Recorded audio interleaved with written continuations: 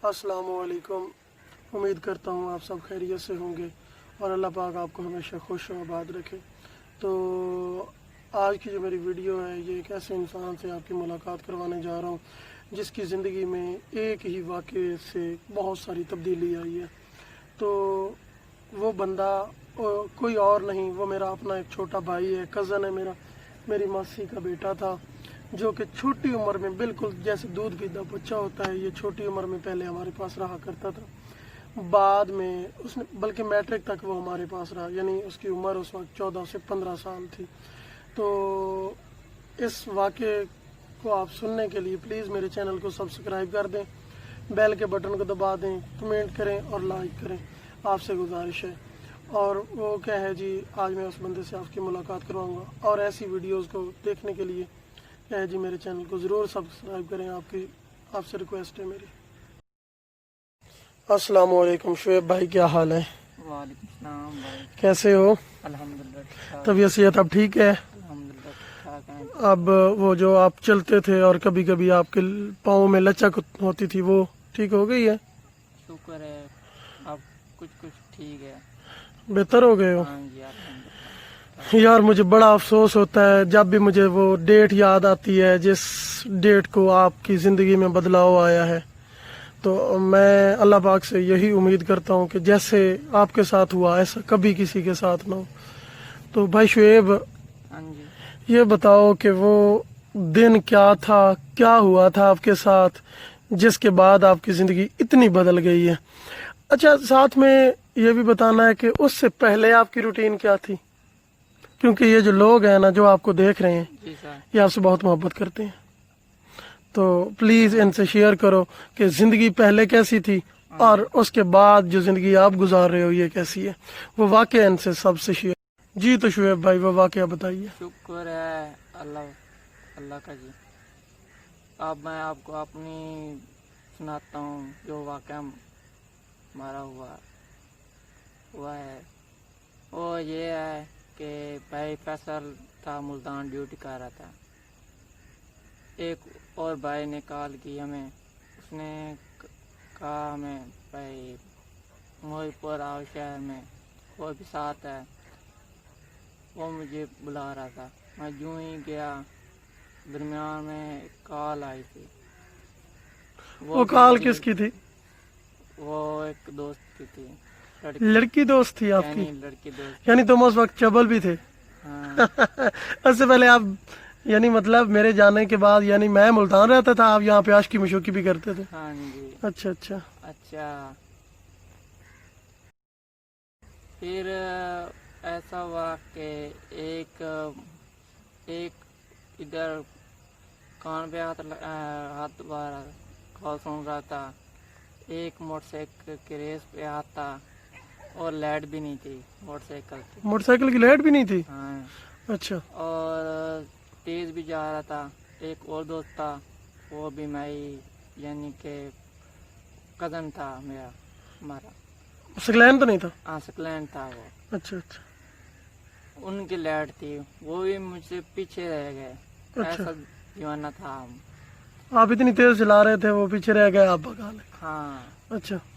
वो ना ऐसा हुआ कि मोड़ पर पहुँच कर वहाँ एक मोटरसाइकिल वो भी था, उसकी भी लाइट ऑफ थी। अच्छा। वो हमारी भी लाइट ऑफ थी। यूं ही जा टकरा, फिर साथ पर साथ। अच्छा, फिर ऐसा हुआ कि मुझे कुछ होश भी नहीं रहा। फिर कहते हैं कि हमारे माई कज़न भाई वगैरह, उन्होंने 1122 वाले को फ़ोन किया, कॉल की। यूं ही बहुत लेट बात है, उन्होंने फिर कबीर वाले गए, कबीर वालों ने जवाब दिया। फिर गए मुल्तान इस्तर में, वहाँ 2 महीने रहे, फिर भी नहीं ठीक हुआ। फिर शुक्र है, फिर जो था मेरा भाई मुल्तान रहता था, उसने कहा चलो मुल्तान में चेक कराते हैं सिटी अस्पताल। वहाँ हमने 4 दिन तो उन्होंने कहा ठीक हो गया। फिर उसने भाई का मुल्तान वाले ने 2 दिन और इधर यानी कि रहते और 2 दिन चेक करवाते हैं, 2 दिन और यानी कि इधर रहते हैं। फिर 6 दिन हो गए। फिर उन्होंने कहा कि अब ले भी यानी कि अब ठीक है। फिर शुक्र है अल्लाह का, बहुत बहुत शुक्र है अल्लाह पाक का जी। आप ठीक हो? आप ठीक हूँ, शुक्र है।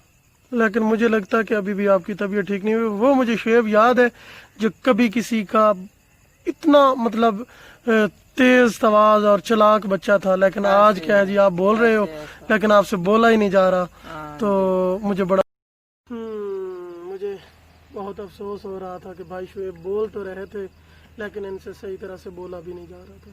मुझे वो दिन भी याद है कि जब ये शुएब अख्तर नामी बंदा लोगों को उंगलियों पे नचाता था। हुआ क्या था, ये अपने वाक़े को सही तरह से बयान ही नहीं कर पा रहे थे क्योंकि इनकी जो ज़हनी हालत थी वो अब पहले वाली नहीं रही। तो भाइयों दोस्तों, वो वाक़या मैं आपसे थोड़ा शेयर करता हूँ। तो ऐसा हुआ था कि एक दिन शाम टाइम ये भाई घर में बैठे थे और मेरे बड़े भाई ने, जो मुझसे बड़ा है, उसने कॉल की। फिर मोटरसाइकिल लेके वो हमारे कंट्रोल शेड था, उस पे कंट्रोल शेड पे वहाँ पे ये मोटरसाइकिल लेके जा रहा था। बीच रास्ते में जा रहा था तो इसकी एक गर्लफ्रेंड थी जो बाद में मुझे इन्वेस्टिगेशन करने के बाद पता चली। जब इन्वेस्टिगेशन की तो उसके बाद मैंने इसके मोबाइल का डाटा निकलवाया कि किस वजह से ये जो कॉल सुन रहा था, उस कॉल का डाटा मैंने निकलवाया तो वो पता चला कि चकवाल। अच्छा, तो फिर हुआ ये कि चकवाल की जो लड़की थी वो उसने इसे कॉल की। तो ये कॉल पता नहीं कैसी उसने बात की, ये सुन रहा था। इसका दिमाग जो है ना वो मतलब उस तरफ ही सारा काम कर रहा था। इसने तेज़ बाइक भगाई क्योंकि वहाँ भी जल्दी पहुँचना था फार्म पे, वहाँ से भाई को घर लेके आना था। अच्छा, तो फिर हुआ क्या कि इसने मोटरसाइकिल में जाके मोटरसाइकिल मार दी। ये गिर गया, इसकी चोट लगी थी यहाँ पे, ये बैक साइड पे इस जगह इसको चोट लगी थी। वो काफ़ी इतनी सारी गहरी थी, उसकी वजह से खून इसके दिमाग के अंदर चला गया। तो ये इसे, मैं उधर मुल्तान जॉब करता था बुश विलास में। हुआ क्या कि ये भाई जो है ना बेहोश थे। वो दूसरे भाई आए, उन्होंने 1122 पे कॉल की। ये ले गए वहाँ पे निश्तर कबीर वाला सिविल हॉस्पिटल में। वहाँ पे भी इसका इलाज उन्होंने ना किया। उन्होंने कहा ये हमारे बस की बात नहीं है, ये बेहोश है, लिहाजा इसे निश्तर ले जाओ। तो जल्दी जल्दी में हम निश्तर पहुँचे।